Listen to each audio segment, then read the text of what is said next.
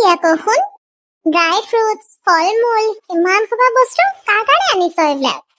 মেঘালীৰ কাৰণে আনিছো মা সেইদিনাখন ডক্তৰে কৈ পঠাইছে এতিয়া মেঘালীয়ে নিজৰ অকমান এক্সট্ৰা কেয়াৰ ল'ব লাগিব আমিও ল'ব লাগিব তাইৰ কেয়াৰ যিহেতু তাই একদম গা বেয়া বহুত দুৰ্বল হৈ গৈছে যে তাই সেইটো কাৰণে ড্ৰাই ফ্ৰুটছ আৰু ফল মূল এতিয়া তাই খোৱাটো বহুত ইম্পৰ্টেণ্ট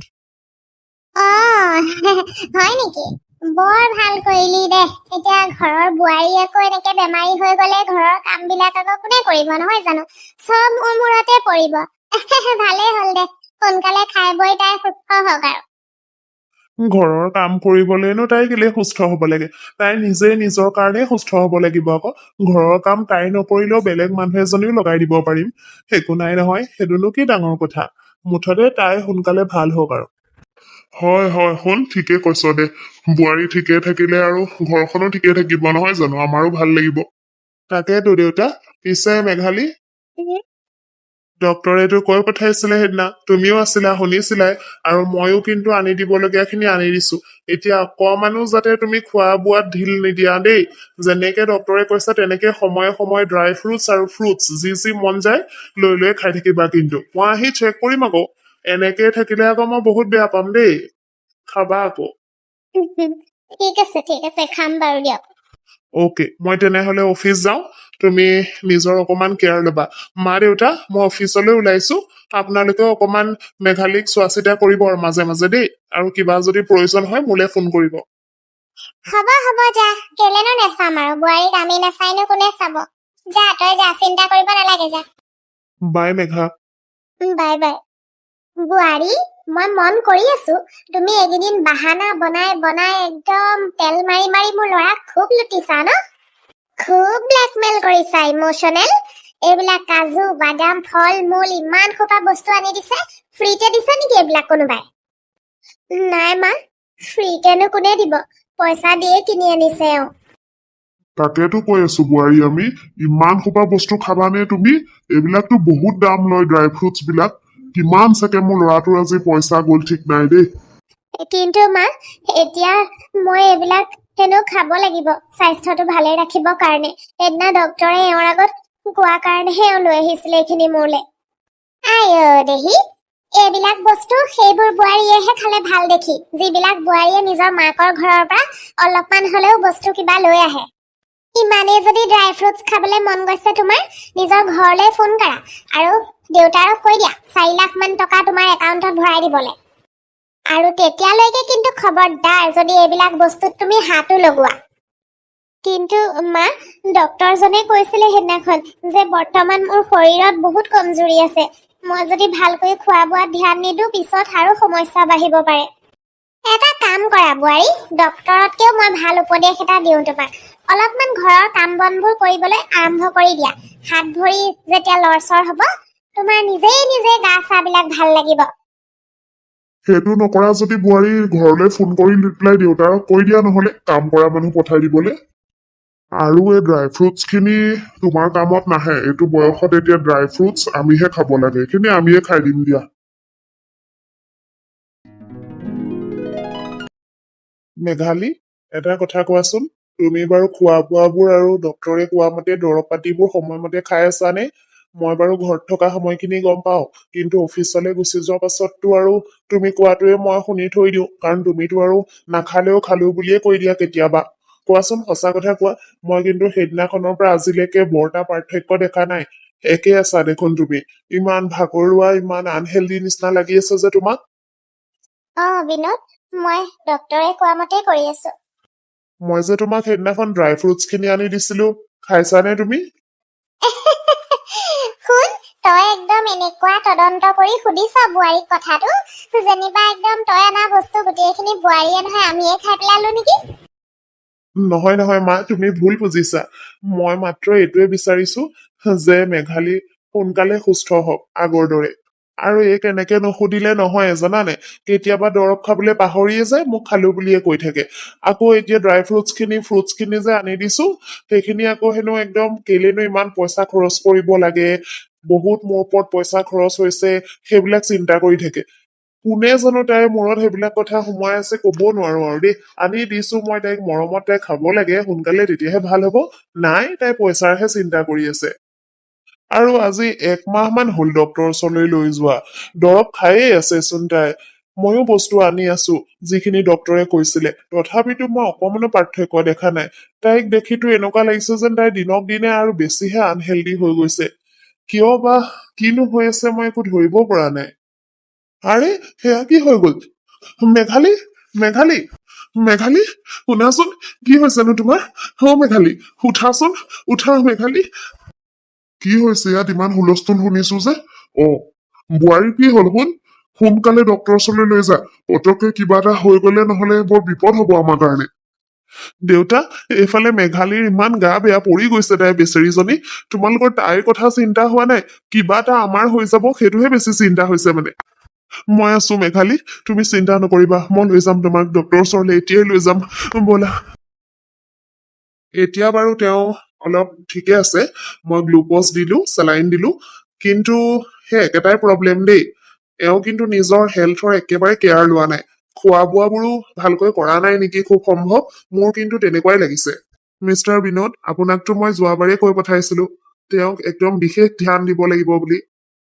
ডক্টৰ মই যিমানকণ সময়ত ঘৰত থাকো সিমানখিনি সময় মই মন দি থাকো দৰৱ পাতি খাইছে নাই ভালকৈ খোৱা বোৱা কৰিছে নাই কিন্তু অফিচলৈ ওলাই যোৱাৰ পিছততো একেবাৰে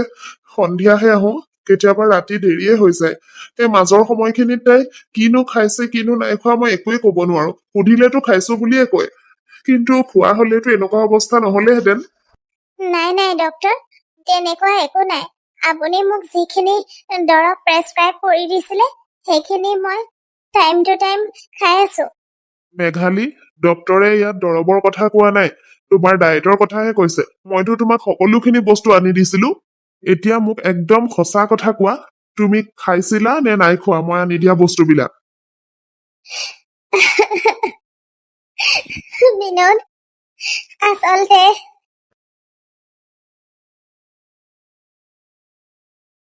অ তাৰমানে আচল কথা এইখিনি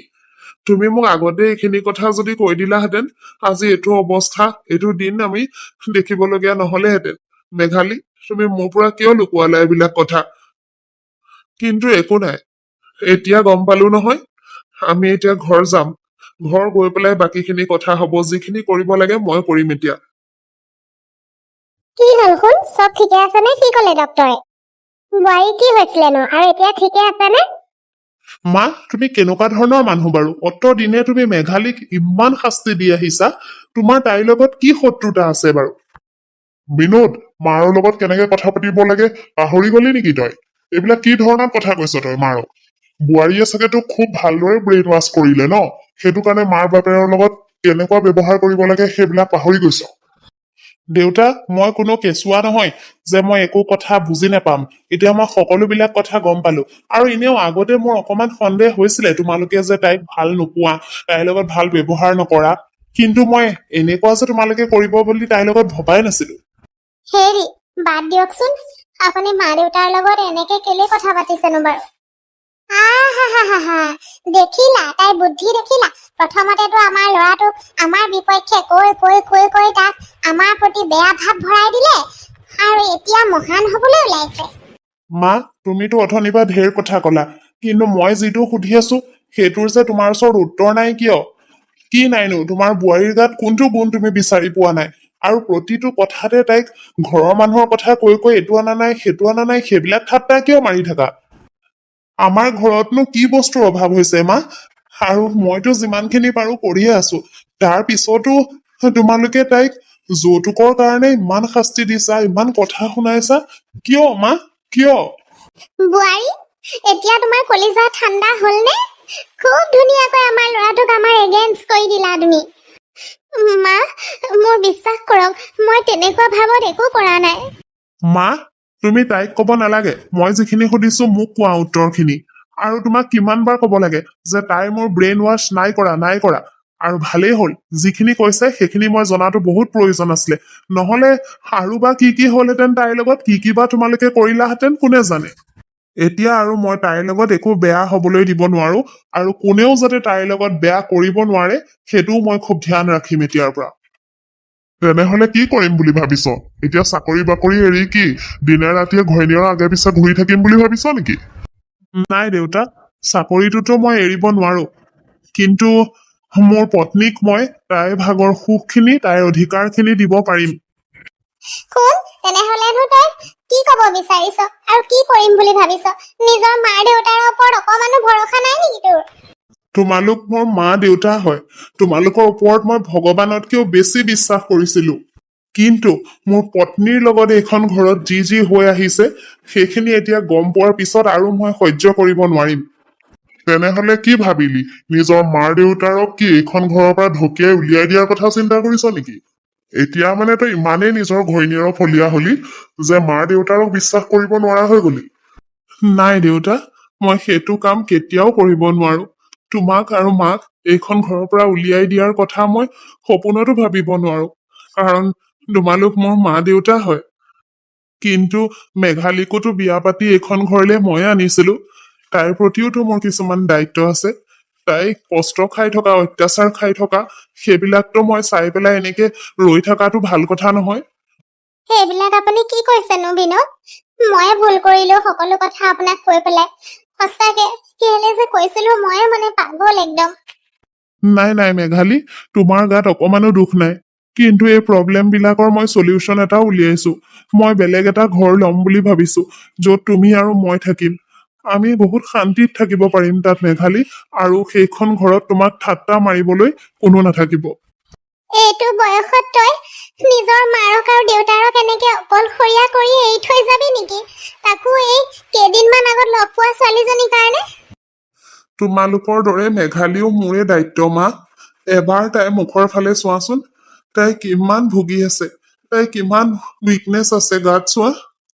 তোমালোকে এবাৰো তাইৰ কথা চিন্তা কৰি নেচালা তাইক এদিনো সুখত খাবলৈ শুবলৈ শান্তি নিদিলা সেইবিলাকৰ কাৰণে আজি তাইৰ এইটো অৱস্থা হৈছে ঠিক আছে তেনেহলে তই যদি তাইৰ ফালে কব খুজিছ তাইৰে কথা চিন্তা কৰিছ তেনেহলে আমিও একো নকওঁ তোৰ যি মন যায় তাকে কৰিব পাৰ সেইটোৱে কৰিবলৈ লৈছো মা কিন্তু এইটো নাভাবিবা যে মই তোমালোকৰ দায়িত্ব নলম বুলি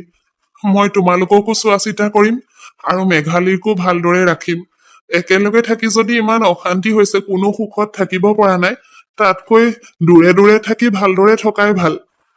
মেঘালী তুমি চিন্তা নকৰিবা এতিয়াৰ পৰা চব ঠিক হৈ যাব চব ভালদৰে থাকিব পাৰিব এতিয়াৰ পৰা